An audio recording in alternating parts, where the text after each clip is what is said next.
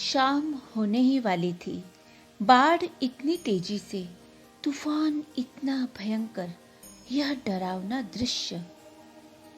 सालों पहले एक घटना ऐसी हुई थी जहां एक नदी में ऐसी बाढ़ आई कि बीच का कुछ भाग, जहां पर एक मकान बना हुआ था, बस वही बच गया था और चारों तरफ केवल पानी ही पानी हो गया था।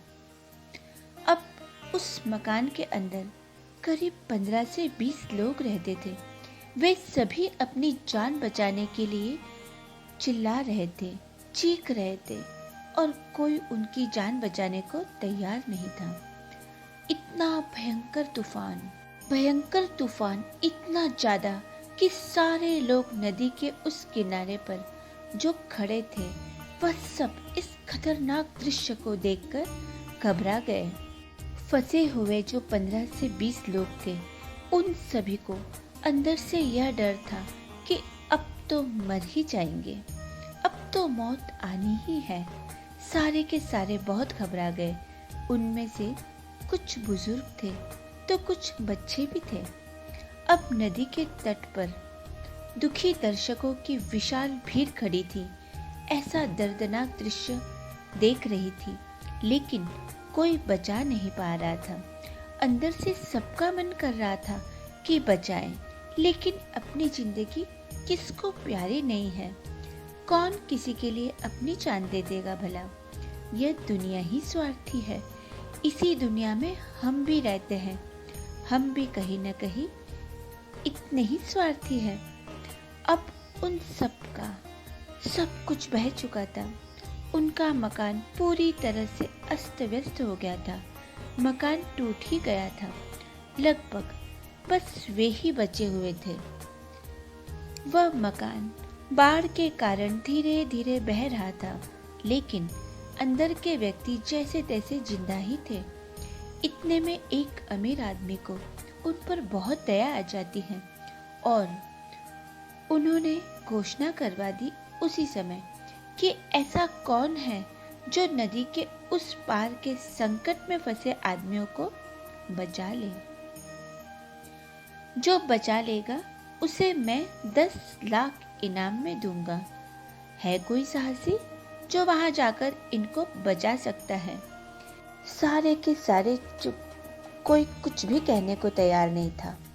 उनमें से एक गरीब युवक सुनता रहा।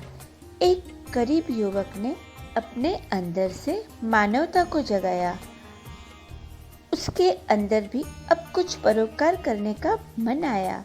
वह गरीब युवक एक नाविक था, शरीर से हष्ट-पुष्ट और मानवता की सहायता के लिए उत्साह लिए वह नाव लेकर लहरों की परवाह न करते हुए नदी के उस भाग चला गया।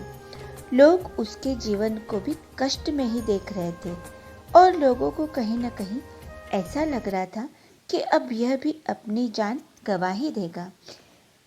क्या पागल है, कुछ रुपयों के लिए अपनी जान ही लेगा। यह तो संसार का ही नियम है। तरह तरह के लोग, तरह तरह की बातें। अब वह गरीब व्यक्ति जो नाविक था, जो बचाने गया था, उनको जैसे तैसे उन सभी को अपने नाव में भरकर बचा ही लेता है। भगवान ने उसकी सहायता की। इस भारी तूफान से भी लड़कर उसने इन 15 से 20 लोगों की जान बचा ही ली। यह देखकर उस अमीर व्यक्ति को बहुत खुशी होती है और उसने अपने कहे अनुसार 10 लाख रुपए उस युवक को देने लगा, लेकिन उस गरीब ने तुरंत मना कर दिया। उस गरीब व्यक्ति ने तुरंत मना कर दिया। उसने कहा, मुझे ये रुपए नहीं चाहिए। तब अमीर इंसान उससे कहता है, तुमने अपने प्राणों की परवाह ना करते हुए इनको मौत के मुंह से लेकर आया है। इस मुसीबत में फंसे आदमियों को निकाल लाए हो। तुम्हारे लिए तो हर एक पल उस वक्त खतरे का था, फिर भी तुमने अपने आप में इतना साहस दिखाया। यह रुपए तो तुम्हारे बनते ही है। फिर भी उस युवक ने मना कर दिया और उसने कहा, यदि आप यह रुपए मुझे देना चाहते हो तो कृपया इन रुपयों को मुझे ना दे। ये रुपए मुझे देने की बजाय इन सभी को दे दे, क्योंकि इनका सब कुछ बर्बाद हो गया, इनका सब कुछ नष्ट हो गया है, कपड़े लते सब चले गए। तो प्लीज़ यह रुपए, सारे के सारे रुपए इनको दे दो। इनकी मदद के लिए आप उनके लिए एक मकान बना दो। यही मेरी इच्छा है, यही मेरा इनाम है।